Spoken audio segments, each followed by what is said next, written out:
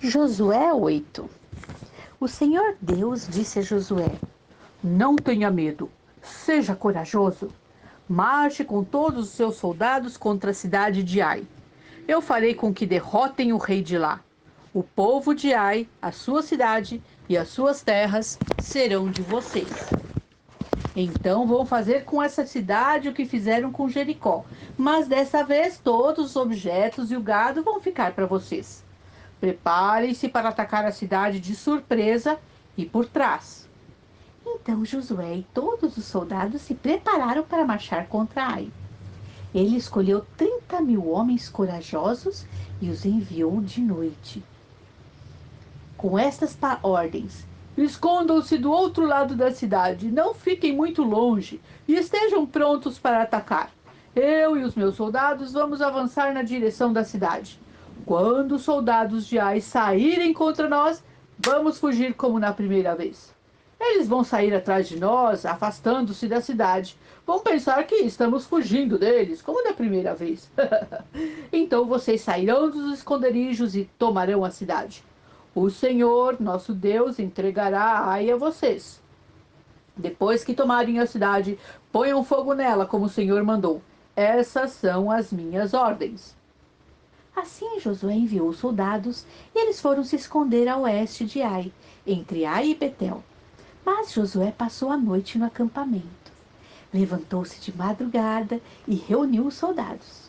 Ele e os líderes de Israel marcharam na frente do povo na direção de Ai.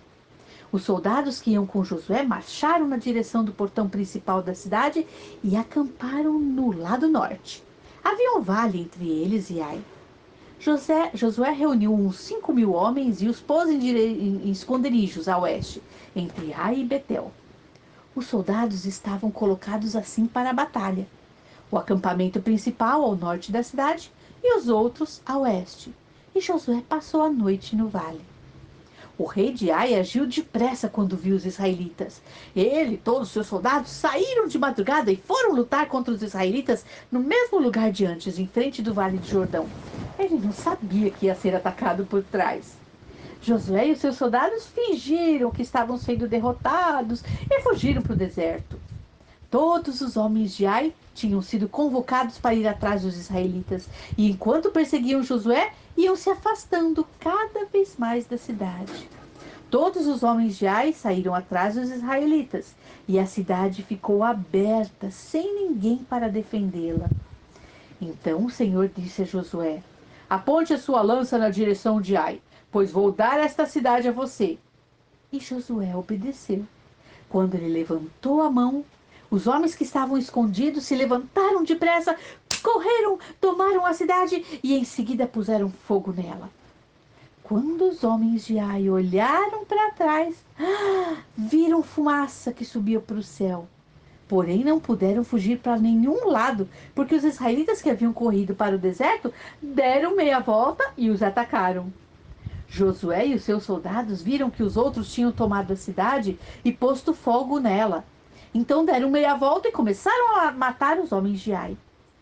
Os israelitas que estavam na cidade também saíram para atacar os homens de Ai. Esses homens foram completamente cercados e mortos pelos israelitas. Só ficou vivo o rei de Ai, que foi preso e levado a Josué. Os israelitas mataram todos os inimigos em campo aberto, no deserto onde haviam sido perseguidos. Depois voltaram para Ai e mataram os que estavam lá.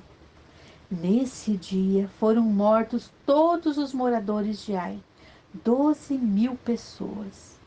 Josué continuou a apontar a lança na direção de Ai e não abaixou até que todas as pessoas da cidade foram mortas. Os israelitas ficaram com as coisas que pegaram na cidade, como o Senhor havia ordenado que Josué fizesse. Josué incendiou Ai, que virou um montão de ruínas para sempre, como se pode ver até hoje. Ele enforcou o rei de Ai numa árvore e o deixou ali até de tarde. Ao pôr do sol, mandou que tirassem o corpo e o jogassem no portão da entrada da cidade. E o cobriram com um montão de pedras, que está naquele lugar até hoje. Nessa ocasião, Josué construiu um monte Ebal, um altar ao Senhor, o Deus de Israel. Ele seguiu as ordens que Moisés, servo do Senhor, tinha dado aos israelitas, como está escrito na lei de Moisés. Faça um altar de pedras brutas que não foram cortadas com ferramentas. Sobre esse altar apresentaram ao Senhor ofertas, que foram completamente queimadas, e ofertas de paz. Ali na frente do povo, Josué copiou em pedras a lei que Moisés tinha escrito. E todos os israelitas, com seus líderes, autoridades e juízes, e também todos os estrangeiros que viviam no meio deles, ficaram de um lado, e de outro da arca da aliança. E os outros ficaram de frente para os sacerdotes levitas, que carregavam a arca. Metade do povo ficou em frente do monte Gerizim, e a outra metade em frente do monte Ebal. Moisés, servo do Senhor, tinha dado ordem para que o povo se colocasse nessa posição na hora de receber a bênção. Então Josué leu em voz alta toda a lei, com as bênçãos e as maldições, como estão descritas no livro da lei. Cada um dos mandamentos de Moisés foi lido por Josué para toda a multidão de israelitas e para as mulheres, crianças e estrangeiros que viviam entre eles. Nenhuma palavra deixou de ser lida. Josué 9. Todos os reis que viviam a oeste do rio Jordão, tanto os das montanhas como os das planícies, e também os reis de todo o litoral do mar Mediterrâneo até o Líbano, ficaram sabendo disso. Estes eram os reis dos heteus, dos amorreus, dos cananeus, dos perizeus, dos heveus e dos jebuseus. E todos eles se reuniram para guerrear contra Josué e o povo de Israel.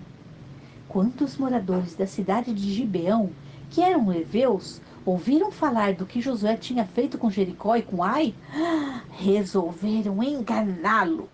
Pegaram comida e carregaram seus jumentos com sacos velhos e com odres rasgados e rementados, cheios de vinho. Calçaram sandálias velhas e remendadas e vestiram roupas bem gastas. E levaram para comer pão seco e bolorento. Eles foram até o acampamento de Gilgal e disseram a Josué e a todos os homens de Israel: Nós estamos chegando de um país que fica aí bem longe daqui. Façam um acordo de paz com a gente. Porém, os homens de Israel disseram: Pode ser que vocês morem aqui por perto, hein? Como é que podemos fazer um acordo de paz com vocês, hein? Estamos prontos para ser seus empregados, responderam eles. Quem são vocês e de onde vocês vêm? Perguntou Josué. E os gibeonitas responderam: Nós, os seus criados, somos de um país que fica muito longe. E nós viemos aqui porque ouvimos falar do Senhor, seu Deus. Nós ouvimos as notícias de tudo o que ele fez no Egito. E também soubemos o que ele fez com os dois reis amorreus a leste do Rio Jordão, a Sion, rei de Esbom, e a Og, rei de Bazã, que vivia em Astarote, né? Os nossos líderes e toda a nossa gente nos mandaram preparar comida para viajar. Eles nos mandaram encontrar com vocês e dizer: estamos prontos para ser seus empregados. Façam um acordo de paz com a gente. E vejam só o nosso pão, ó. Estava quentinho quando nós saímos de casa no começo da viagem, mas olha aí, tá seco, bolorento agora. Quando enchemos de vinho esses odres, eles eram novinhos, mas vejam, agora estão rasgados. As nossas roupas e as nossas sandálias estão gastas por causa da longa viagem que fizemos. Os homens de Israel aceitaram a comida deles, porém não pediram conselho a Deus, o Senhor.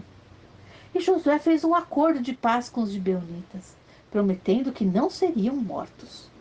E os líderes do povo de Israel juraram que cumpririam a sua palavra. 3 dias depois de feito o acordo, descobriram que aquela gente morava perto. Tanto assim que os israelitas saíram do acampamento e 3 dias depois chegaram às cidades onde os gibeonitas viviam, isto é, Gibeão, Sefira, Beerote e Kiriat Jearim.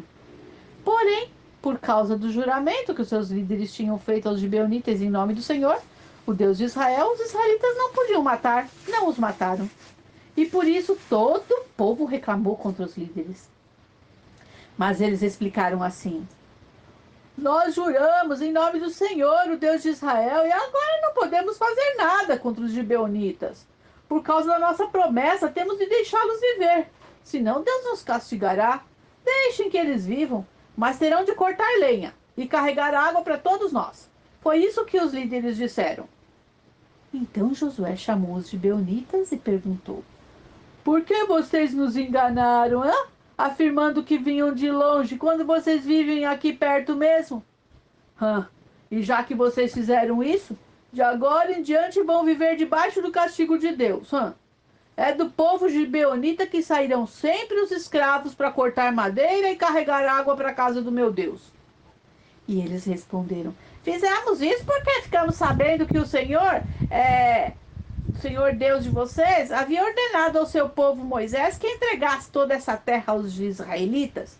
E também ordenou a vocês que, conforme fossem avançando, matassem todos os seus moradores. Aí fizemos isso, porque ficamos com muito medo de vocês, né? Medo de sermos mortos. Agora estamos nas suas mãos. Faça de nós o que achar melhor.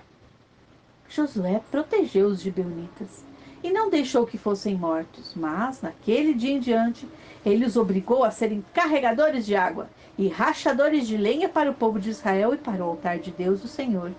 E até hoje eles continuam fazendo isso, trabalhando no lugar escolhido por Deus para a sua adoração.